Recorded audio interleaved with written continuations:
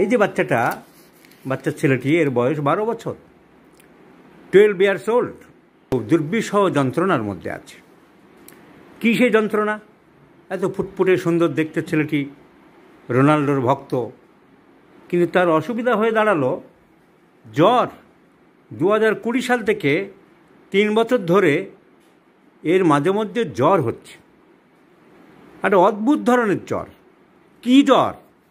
7, 8, 107 degree, 108 degree Fahrenheit চলে যাচ্ছে।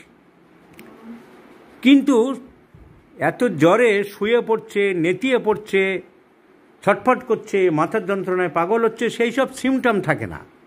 শুধু বলে আমার গা ম্যাজম্যাজ করছে, আমার ভালো লাগছে না।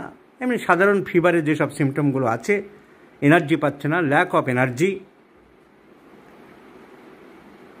আনইজিনেস, ম্যালেজ, একটা ইনডিসপোজিশন, সেই সবগুলো থাকছে।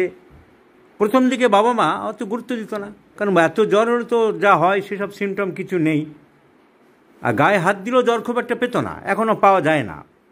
সেজন্যে তারা অত গুরুত্ব দিত না, নেগলিজেন্সি একটু ছিল।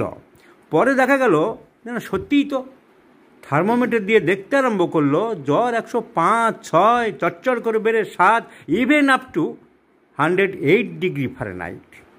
তখন তো চিন্তার ব্যাপার, তখন এই দম্পতির কপালে ভাঁজ উঠল, এ কী ব্যাপার। তখন থেকে তারা বিভিন্ন জায়গায় চিকিৎসার জন্য দৌড়দৌড়ি করলো। প্রথম দিকে অত বুঝতেন না, এখন দেখা যাচ্ছে জ্বর 7, 8 দাঁড়িয়ে যাচ্ছে। এই সিমটমগুলো সব পাওয়া গেছে। এখন আমার পালা কেস টেকিংয়ের। বাচ্চাটাকে সুস্থ করতে হবে। বাচ্চাটাকে একদম টিপিক্যালি একটাই ওষুধ আসছে, তাহলে জ্বর 107 কি 108, that is not a matter to me. আমি সিমটম কালেকশন করলাম, single medicine is coming, that is ক্যালকিরিয়া carp. এর বাইরে কোনো ওষুধই নেই। আমি বারবারই বলেছি, ওষুধগুলো আমাদের চেনার ব্যাপার। একটা ছোট বাচ্চা যেমন তোমার মাকে চিনতে পারে, এই বাচ্চাকে যদি ওর মাকে চিনতে বলা হয়, 100টা লোকের মধ্যে এই ওর মাকে ঘুরতে বলা হয়, তোমাকে যদি বলি তোমার মাকে চেনো, বের করো তো, তুমি ঠিক পারবে না। তুমি অন্য যে কোনো মহিলাকে ধরে বলবে তোমার মা? নিশ্চয়ই না। তো হোমিওপ্যাথি ডাক্তারই তাই। ওই ওষুধ যদি ঠিক চেনা যায়, তাহলে আর অন্য কোনো দ্বিতীয় ওষুধ মাথায় আসবে না। অন্য কোনো দ্বিতীয় মহিলাকে তুমি মা বলবে? তো একদম ছবির মতো ক্যালকিরিয়া কার্প, একটা ওষুধেই ওই সেরে যাবে।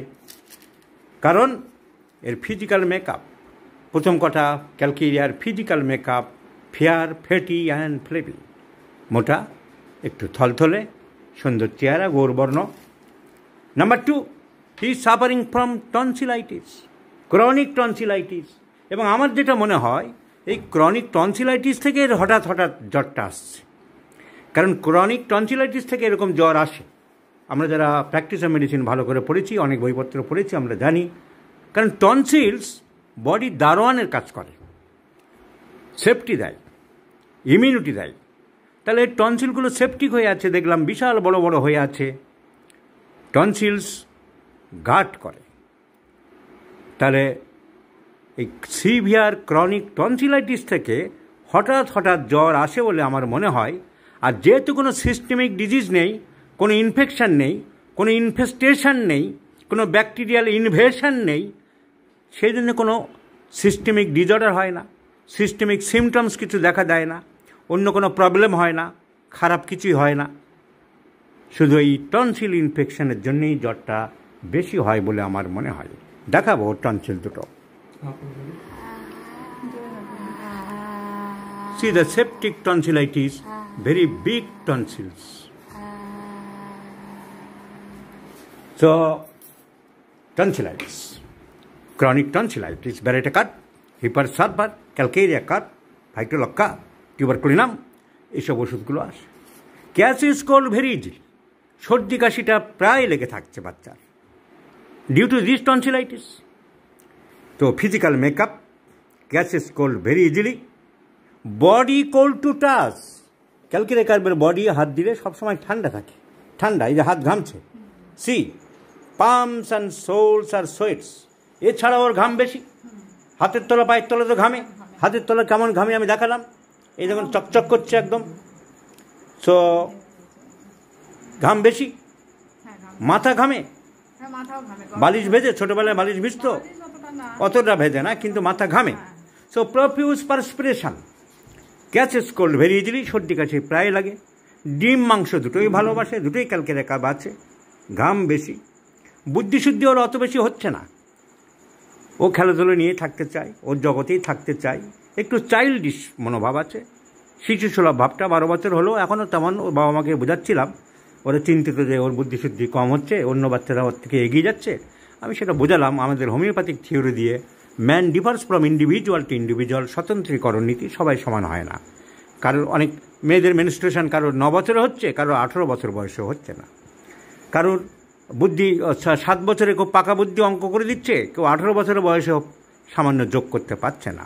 So intellectuality, physiological imbalance, the organizations of the systems of the body differs from age to age, differs from different sexes, ছেলেদের মেয়েদের আলাদা হতে পারে, different from different ages, in geographical conditions, বিভিন্ন কান্ট্রিতে, এইসব অনেক কারণে, রেসিয়াল ফ্যাক্টরস, অনেক কারণে ভ্যারি করতে পারে। তো একটা মাতৃজঠরে বাচ্চা থাকার সময় তার মায়ের নারিশমেন্ট কেমন হয়েছিল, কোনো রোগে ভুগেছিল কিনা, অনেক কিছুর উপরে, অনেক ফ্যাক্টরের উপর আছে। সুতরাং বললাম যে এটা নিয়ে ভাবার এত কারণ নেই, কিন্তু সেদিক দিয়ে এটা একটা সিমটম অফ ক্যালকেরিয়া কার্ব।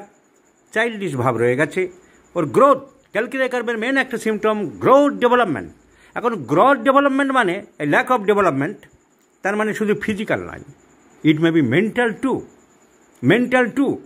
যেমন আর্নিকা সবাই ফিজিক্যাল আঘাত মনে করে, আরে মেন্টাল আঘাতও আর্নিকা।